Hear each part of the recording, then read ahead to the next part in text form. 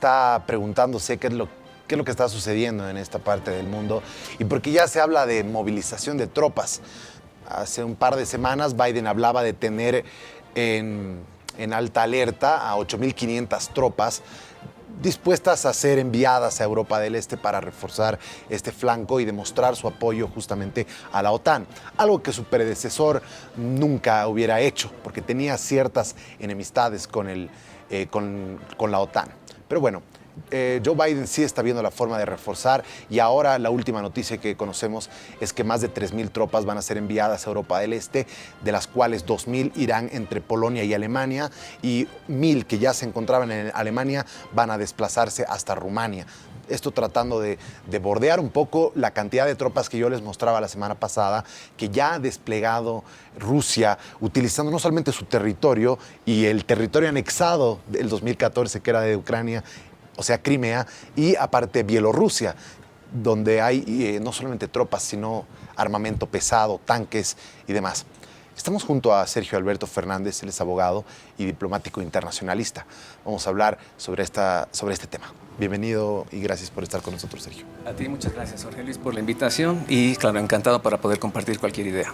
Bien, bueno, creo que ya el conflicto toma una nueva etapa luego de la reunión del Consejo de Seguridad en la que Rusia se levanta, molesta porque se hable de manera pública sobre el tema de por qué se están desplegando tantas tropas en Ucrania.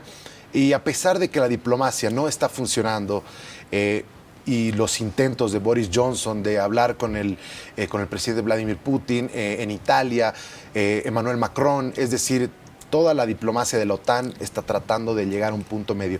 No se logra que Ucrania nunca forme parte de la OTAN y que deje de anexar países que son parte del área de influencia de Rusia. Y en la movilización de las tropas, la salida de la reunión del Consejo de Seguridad de Rusia, Joe Biden que dice, estamos listos para cualquier cosa.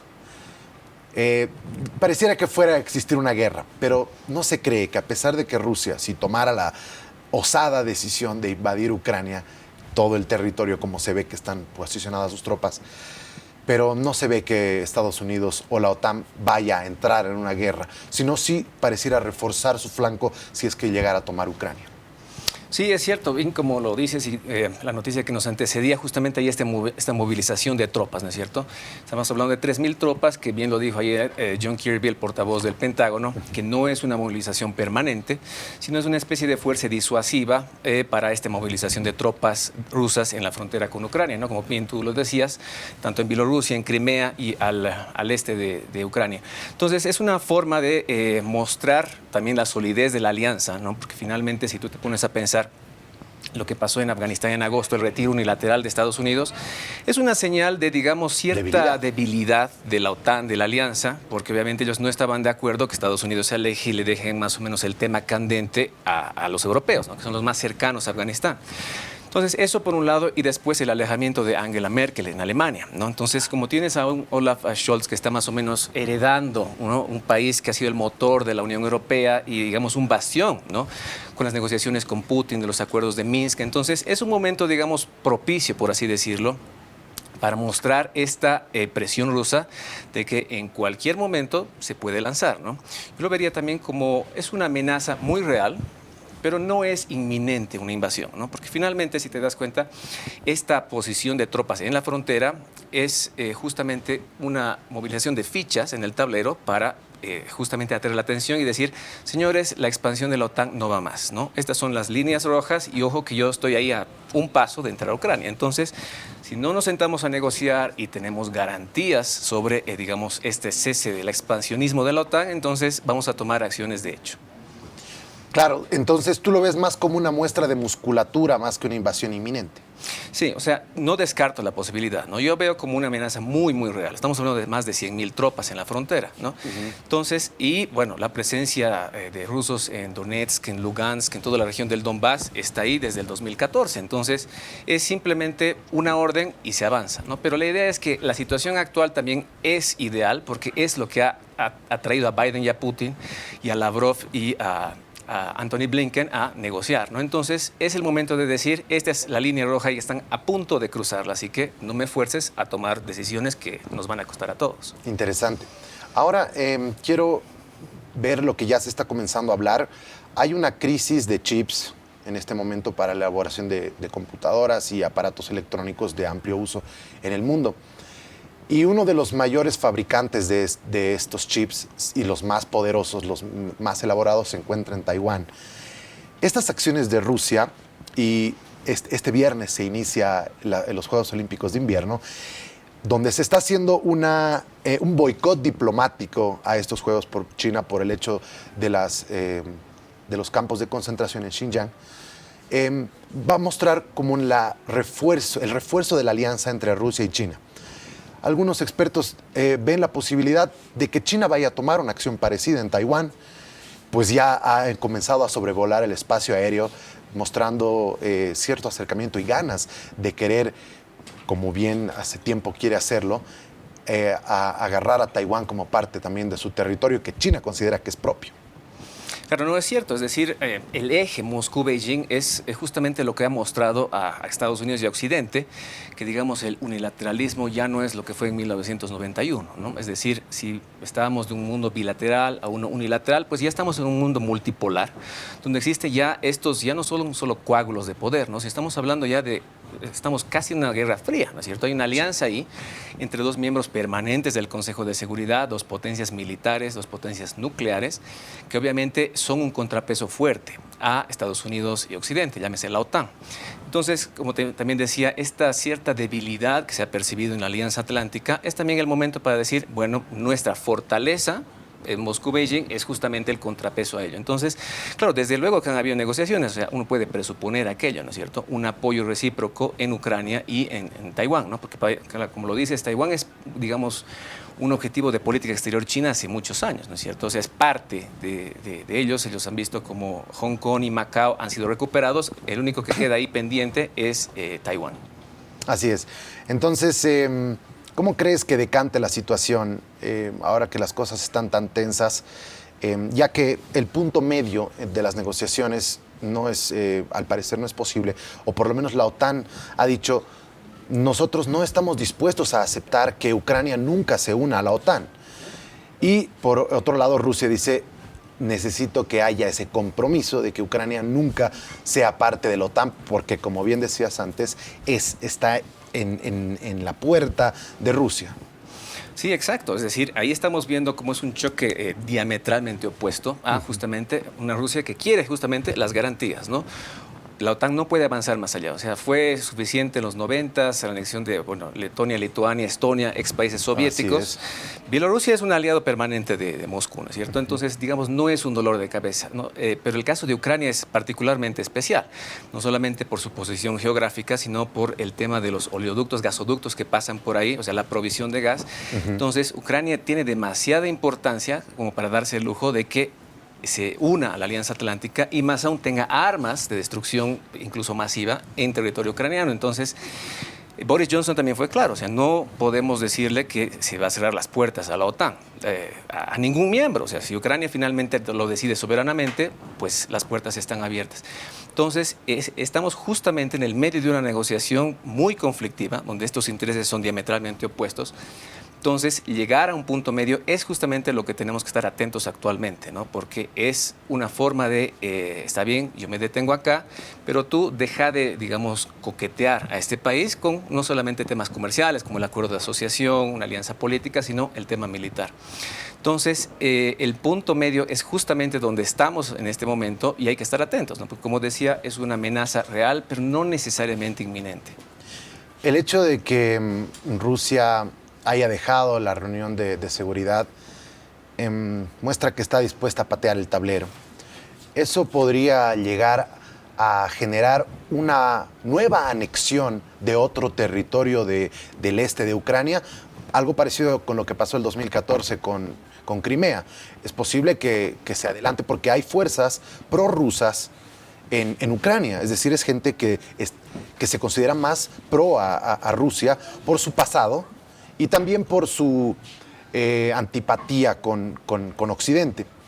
Entonces, hay una parte del territorio ucraniano que sí siente que debería ser parte de Rusia y que sí considera que son más rusos que occidentales, incluso de valores de libertad y demás. Entonces, ¿tú consideras que es posible que se haga una nueva jugada parecida a la de Crimea, con un referéndum, con una anexión del territorio?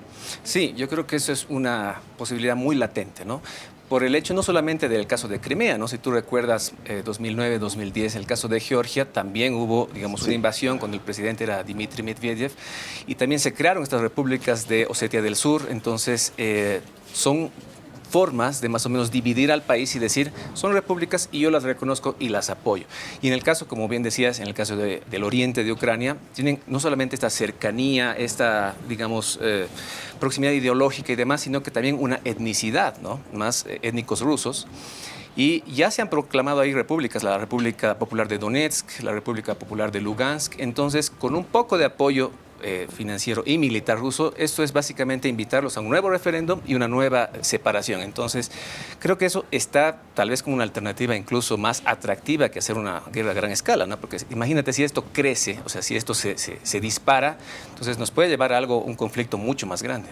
Y las promesas, porque la OTAN también ha sido muy, muy seria al respecto, que un soldado invade un pequeño pedazo del territorio ucraniano y las sanciones se van a activar. Es más, se ve la posibilidad de quitar a Rusia de todo el aparato financiero de SWIFT, que representa importantes movimientos económicos y que podría realmente debilitar la economía rusa y seguir mermando la popularidad misma del presidente Vladimir Putin en su propio país. Sí, de hecho, si tú recuerdas esta cumbre que hubo el año pasado, en junio o julio en Ginebra, entre Biden y Putin, y estas videoconferencias que han tenido, ¿no es cierto?, recientemente, entre otras cosas, además de plantear estas líneas rojas, estaba como que, mira el portafolio de sanciones que tengo, que no las he activado el 2014, pero que estamos dispuestas a hacerlo.